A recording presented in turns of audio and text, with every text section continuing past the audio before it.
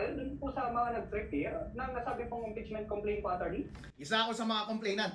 Hinarang ng Secretary General ng House of Representatives ang impeachment complaint laban kay BBM na prinepara ng pinakabigating mga politiko at pinakamagagaling na abogado pang-impeachment ng Pilipinas. Hindi ito tinanggap dahil daw nasa Taiwan yung Secretary General. Tandaan po natin na ayon sa rules ng House of Representatives, ang Secretary General ang dapat tumanggap ng mga impeachment complaint.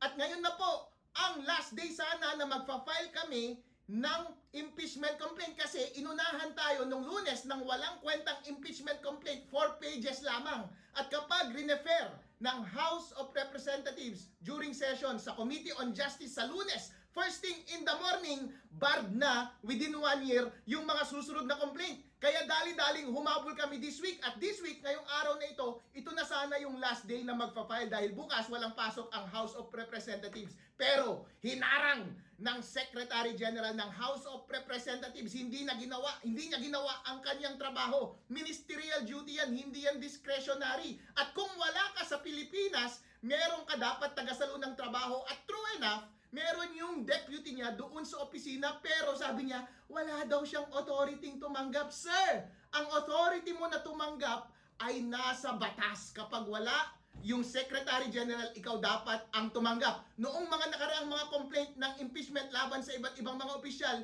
tumatanggap po ang Office ng Secretary General ng mga impeachment complaint.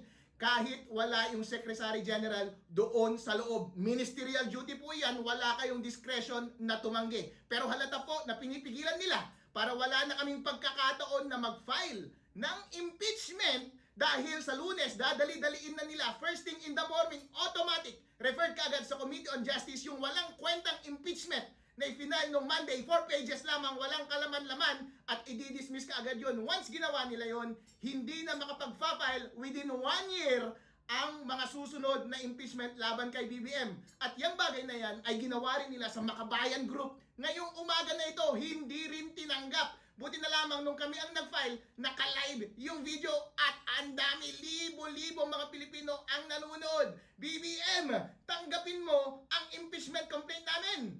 Nag-tender kami ng filing, ibig sabihin, technically, legally, nag-file kami pero ayaw tanggapin. Since ayaw tanggapin, hindi rin kami makakapag-iwan ng kopya. Pero sapat na po iyan, ayon sa batas, para makomplete yung filing. Mananagot na lamang si SecGen at yung kanyang deputy sa Supreme Court.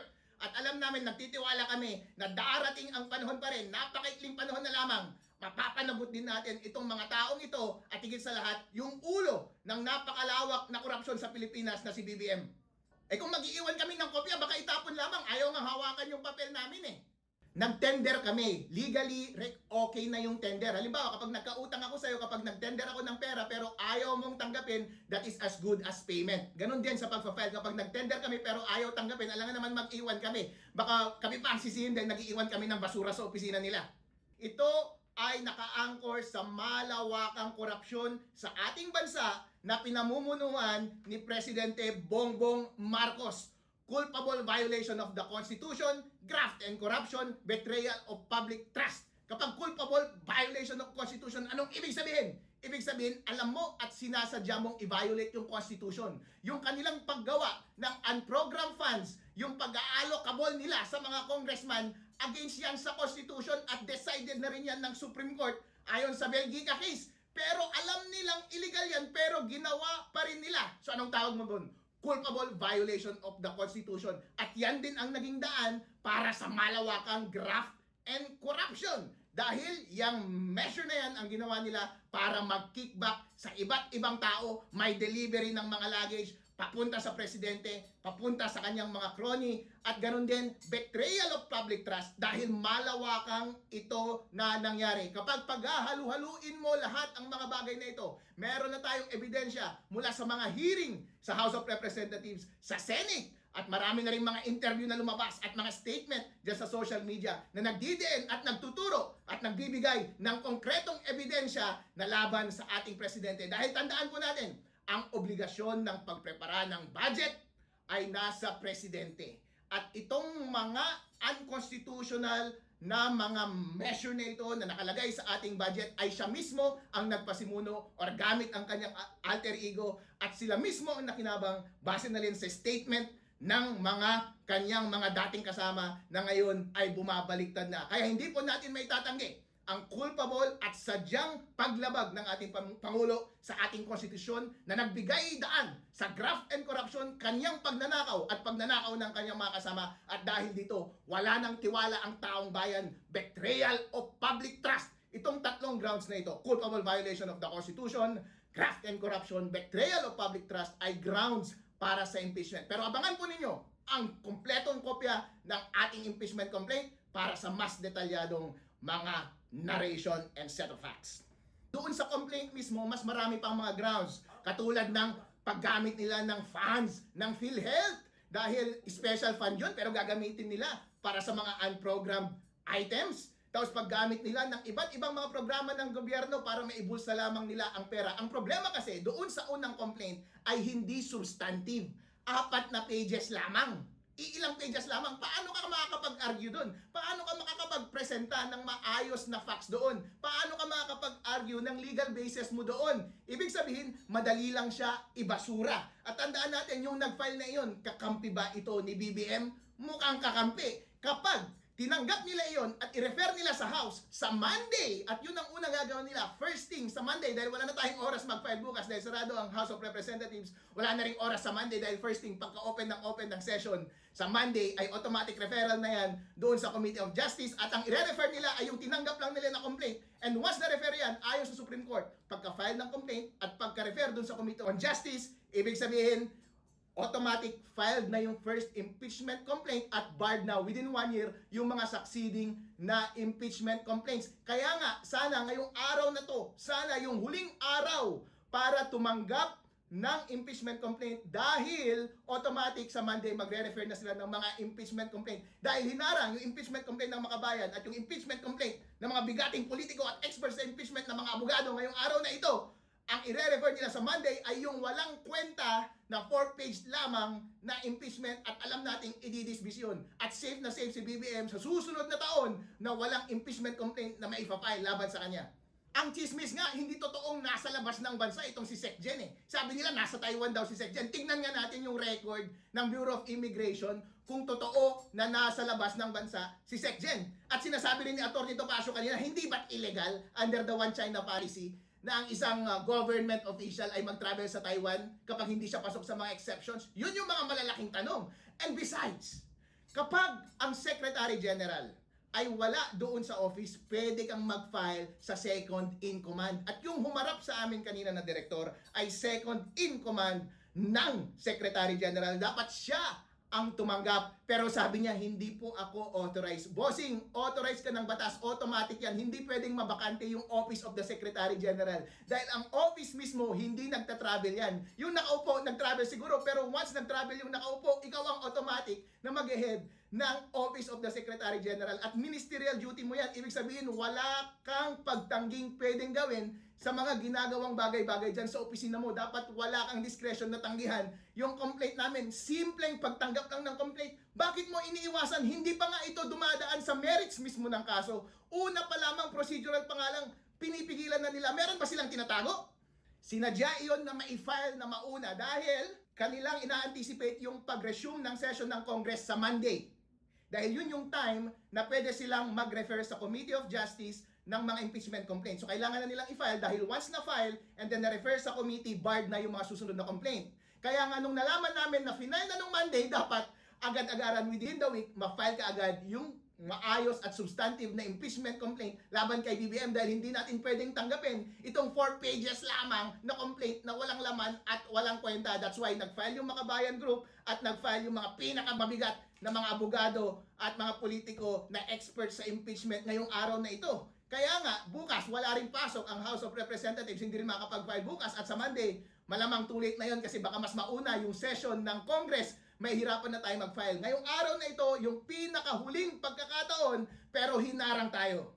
Eh hindi naman ganun kadali gumawa ng napakagandang complaint para sa impeachment ni BBM, dahil ang dami nilang ginawang kakurakutan, ang dami naming kailangang i-assemble na set of facts mga ebidensya, mga video, mga interview, mga dokumento para makapagpresenta ng substantive at substantial na complaint laban sa kanya. Hindi namin ito pwedeng laro-laruin tulad ng ginawa ng first complainant. Kaya nga, respetuhin din natin yung oras ng mga pinakamagagaling na participants at complainants dito sa impeachment complaint na ito. Andyan si dating Congressman Mike Defensor. Siya yung endorser dati ng impeachment kay Erap.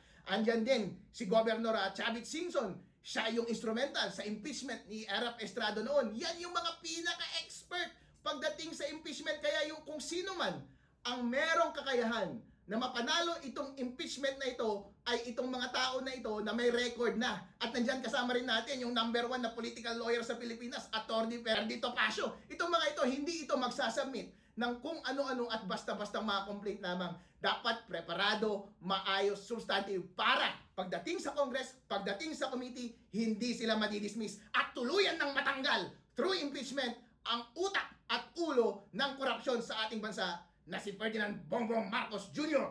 Wala akong kakampi. Maraming mga panahon in the past na critical ako on both sides at walang kumakampi sa akin at lahat ay linalabanan ko. Kaming lahat, ang common lang sa amin ay ayaw namin ng mga ginawang kakorupsyonan at pagnanakaw ng present na administrasyon na ito. At obligasyon natin, obligasyon ng bawat Pilipino na huwag tumahimik. Dahil ang tanging paraan lamang para mapatigil sila ay mag-participate tayo. Ang penalty ng hindi pagpa-participate kapag garapalan na ang pagnanakaw mula sa taong bayan ay mag-govern tayo ng mga masasamang tao na katulad nila. As a matter of fact, nagpa-participate ako bilang Pilipino, bilang Ilocano, kasama si Governor Chavit at bilang elected official ng ating bansa dahil sinasabi nila meron daw solid north, solid daw yung mga Ilocano. Lahat ng mga nakaupo ngayon na elected official ay kakampi nila. Hindi po! Isa po ako sa mga elected official na lumalaban ng harap-harapan at lantaran laban kay Ferdinand Bongbong Marcos Jr. Kahit pareho pa kami ng kulay maitim, kasama rin natin si Governor Chavit,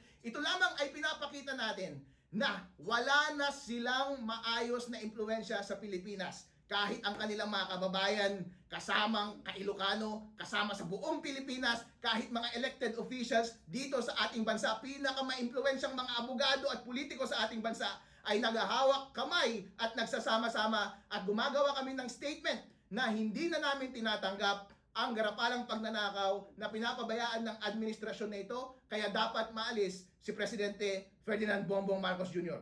Hindi porket ginagawa na ng matagalan ay ibig sabihin constitutional niya. Tandaan ninyo, yung pork barrel noon, doon sa case ng Belgica, matagal nang ginagawa. Yung PDAF noon, pork barrel, ginawang unconstitutional pa rin ng Supreme Court. Dahil hindi pwedeng mag-execute ang mga legislators post-passing ng General Appropriation Act. Ganito rin pagdating sa unappropriated funds dahil ang requirement ng Constitution ay meron dapat pinanggagalingan yung appropriation ng unappropriated funds. Naka-identify kung saan nagaling na funds at hindi mo basta-basta kukunin kung saan-saan. At meron dapat trigger bago mo galawin. Hindi sinabi kung saan manggagaling, hindi nga sinabi as required by the Constitution na dapat specific siya line by line. Yun pa ang unang ginagastos, prina-priority pa nilang gastusin yung bagay na yun. Malawakan ang mga project na hindi nagagawa dahil hindi nasisilip, dahil hindi specific at walang pinanggagalingan. Automatic kickback, kaya daang-daang proyekto ang ghost project at hindi nakokompleto. Itong sistema na ito ng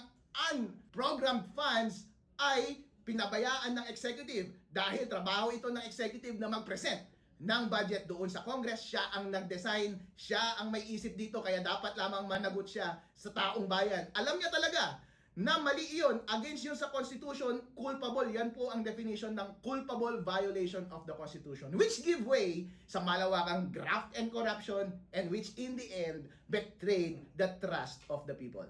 Ito po ay laban ng taong bayan. Kasama po ako dyan. Alam ninyo na wala akong kakampi, wala akong kinikita dito, walang nagbabayad sa akin, walang sumusuporta sa akin. Sumaside lamang tayo kung saan ang totohanan. Kaya ganyan din po, sumama sa atin kapwa natin Ilocano at pinaka-ma-impluensya dito sa Luzon at North ng mga Ilocano, si Governor Chavit Singson. Ibig sabihin lang, hindi kami pare-pareho ng pinanggagalingan. Pero pare-pareho kami na gusto naming huminto na ang malawakang dayaan dito sa ating bansa. Pero pinigilan nila. ito yung pinakamagandang impeachment complaint sana na magpapabagsak na kay President BBM. Confident kami, hindi kami gagawa ng bagay na hindi namin tinatapos ng maayos. Alam niyo na merong track record itong mga kasama natin. Inuulit ko, si Mike Defensor ang endorser at proponent dati ng complaint laban kay Erap, at si Chavit, dati siya yung instrumental bakit natanggal si Erap, at yung number 1 na lawyer natin si Ferdinand Topacio sa politics, siya yung pinakamagaling pagdating sa mga ganyang bagay-bagay. Hindi kami papayag na hindi ito tutuloy-tuloy sa success. Kaya kapag nakita nyo sana, makikita ninyo yung ganda ng iprepare namin ng complaint at makukumbinsi kayo na matatanggal ang ulo ng pasimuno ng mga korupsyon dito sa ating bansa at mawawala talaga sa pwesto si President Ferdinand Bongbong Marcos Jr. Mga kababayan, samahan niyo po kami dito sa laban na ito, laban sa malawakang korupsyon sa ating bansa. As a matter of fact, obligasyon po natin na magsalita at mag-participate sa public affairs dahil po kapag nagawa na nila ang kasamaan at hindi pa rin tayo gumawa ng hakbang, baka malaking pagkukulang po ang nasa sa atin. Baka deserve natin na mag-govern tayo ng mga corrupt na mga politiko. Kapag meron po tayong nakikitang mali, tapusin po natin at obligasyon po natin, duty natin na pigilan ito sa pamamagitan ng active na pag-participate sa lahat ng political process ng ating bansa. Katulad na lamang ng pag-file at pag-participate sa mga impeachment complaint na ito. At sana po suportahan nyo kami na mabigyan kami ng due process, sapat na proseso para lamang mapaandar ito at yung merits ng case ay makita ng taong bayan at makita ninyo kung dapat bang tanggalin ang ulo ng lahat ng mga kalokohan at nakawan na nangyayari sa ating bansa.